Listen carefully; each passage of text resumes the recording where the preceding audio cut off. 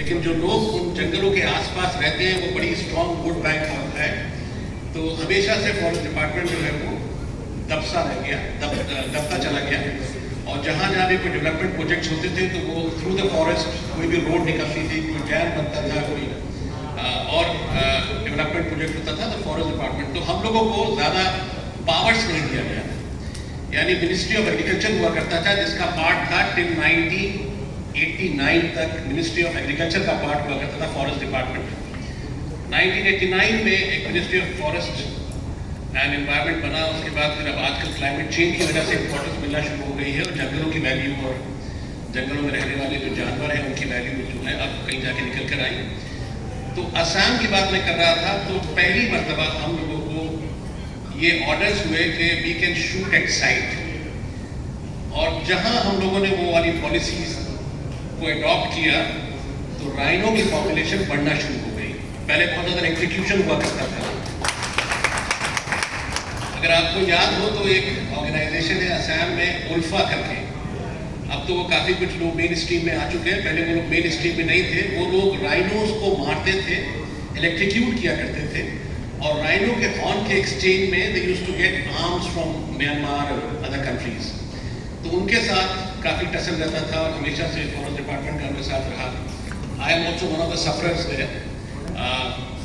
तो मैं आसाम में बहुत एक्सटेंसिवली ट्रैवल किया हूँ, और कभी अगर आप लोगों को मौका मिले तो आप लोग जाइएगा। एक सेंचुरी है जिसका नाम है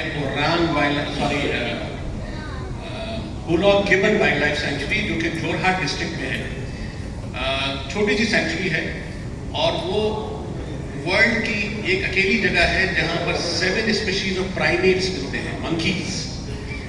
तो वहाँ पर वॉकिंग सफारीज अलाउड है, बहुत मज़ा आता है। जो लोग घुमक्कड़ हैं उसमें अगर वॉक करेंगे तो बहुत मज़ा आएगा। काफ़ी लोगों के लीचेस भी लगेंगी और रात को जाके पता चलेगा कि काफ़ी खून निकल चुका है। वो एक जगह है। उसके बाद मैं रणथंभौर में मैंने काम किया। टाइगर पे मैंने अपनी PhD किया। Ranthambore was my base. तो सवाई माधोपुर और Sawai Mansingh wild life sanctuary, इस जगह में सब ट्रैवल किया। और फिर मैंने बिहार में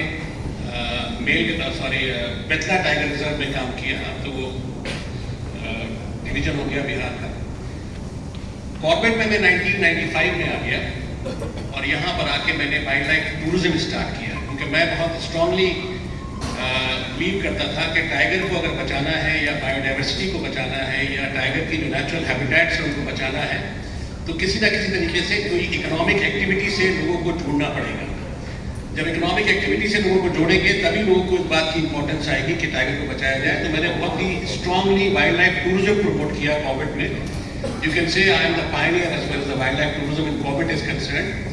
तो वाइल्ड लाइफ टूरिज्म यहाँ स्टार्ट किया और मैं समझता हूँ आप में से ज़्यादातर लोग जो हैं कॉर्बेट एक बार नहीं कई बार आ चुके होंगे और कुछ लोगों ने टाइगर भी देखा होगा। और कुमाऊं का जो ये एरिया है इसमें एक बिनसर वाइल्ड लाइफ सेंचुरी है जो बहुत ही खूबसूरत वाइल्ड लाइफ सेंचुरी है। सबसे ज़्यादा फेजेंट्स की स्पीशीज मिलती है वहाँ पर, कोकलास, स्टेप फेजेंट, कलीच फेजेंट। वहाँ की बहुत खूबसूरत ड्राइव है, जो लोग मोटरसाइकिल से ड्राइव करना चाहें बहुत अच्छे तरीके से जा सकते हैं वहाँ पर, वो कर सकते हैं। और मेरा जो एक्सपीरियंस ज़्यादातर ट्रैवल का है वो this is all about wilderness areas in India. Maharashtra में एक टाइगर रिजर्व है, मेलघाट टाइगर रिजर्व, और एक पेंच टाइगर रिजर्व है। ये भी बहुत खूबसूरत एरियाज हैं देखने के लिए। इससे ज़्यादा मैं क्या कहूँ, कुछ अगर आप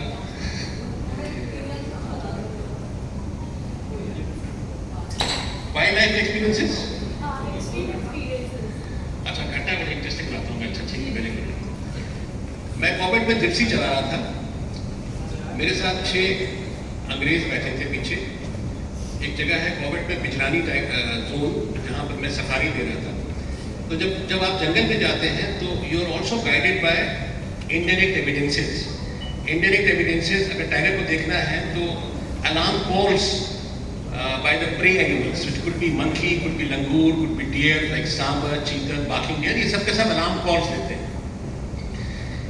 तो एक टर्न पे हमने जिप्सी रोकी, एक खैर का पेड़ था, उसके ऊपर एक लंगूर बैठा था और वो कंटिन्यूअस अलार्म कॉल दे रहा था, looking on my left hand side. Right को पेड़ था, हमने जिप्सी पार्क की और वो मंकी लगातार इधर की तरफ देख रहा था और वो अलार्म कॉल दे रहा था। मुझको लगा कि जरूर कोई टाइगर या लेपर्ड है, तो मैंने अपने गेस्ट से कहा कि आप लोग अपनी सीट पे खड़े हो जाइए। देखिए शायद ग्रास लेट था, ऊंचा था, दिख नहीं रहा था, सबके सब खड़े हो गए। एज ए नेचुरलिस्ट जब भी आप कभी जंगल में जाते हैं तो आप कोई ना कोई चीज़ नई सीखते हैं, कोई भी एक्सपर्ट नहीं हो सकता। और नेचर साइंस ऐसी है कि नेचर को आप जितना पढ़ेंगे उतना आप सीखेंगे, कोई भी इसको एक्सपर्ट नहीं कह सकता। मेरा काफ़ी लंबा तजुर्बा था फॉरेस्ट के अंदर, लेकिन मैं भी उस दिन कंफ्यूज हो गया। That langur was looking this side and continuously giving the alarm call. लंगूर की अलार्म कॉल जंगल के अंदर सबसे रिलायबल अलार्म कॉल होती है। वो जब ही बोलता है जब वो टाइगर को या लेपर्ड को देख लेता है, अदरवाइज वो बोलता नहीं। कंटिन्यूसली एक लंगूर जो है वो रोड के क्रॉस देख रहा है, हमारे लेफ्ट हैंड साइड को हमारी जिप्सी खड़ी है, और अचानक एक टाइग्रेस, कम से कम 8-9 फीट लंबी टाइग्रेस होती है, जिप्सी के बोनेट से जंप करके क्रॉस द जीप वहां चली गई। अब आप सोचिए जो लोग जिप्सी के अंदर खड़े थे, या मेरी क्या हालत होगी कि एक टाइग्रेस एक टचिंग डिस्टेंस से आपके बोनेट से ऊपर से क्रॉस करके निकल गई। हुआ ये था कि जब हमारी जिप्सी वहां पहुंची तो टाइग्रेस अपने बच्चों के साथ बैठी थी। जिप्सी के जाने से वो टाइग्रेस डिस्टर्ब हो गई, बच्चे एक साइड में चले गए, माँ एक साइड में चली गई। लंगूर was so confused that he couldn't see the mother, he could see only the cubs। शायद मेरे ख्याल से 8-8 महीने के बच्चे होंगे। 8 महीने का टाइगर का बच्चा मतलब कुत्ते के बराबर हो जाता है। वो दोनों बच्चों को कंटिन्यूस देख रहा था और उनको देख के वो अलार्म कॉल दे रहा था, और उसने एक बार भी इधर की तरफ नहीं देखा जहां मदर बैठी थी।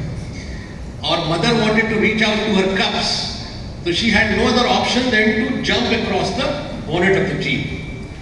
Now think of a situation if she had jumped across the passenger cabin of the gypsy. उसमें से एक and I believe you, and you should believe me कि उसमें से 2-3 लोगों को बहुत ज़्यादा परेशानी हुई।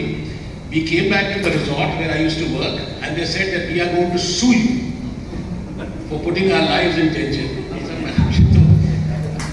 ऐसा एक्सपीरियंस है। एक और इंटरेस्टिंग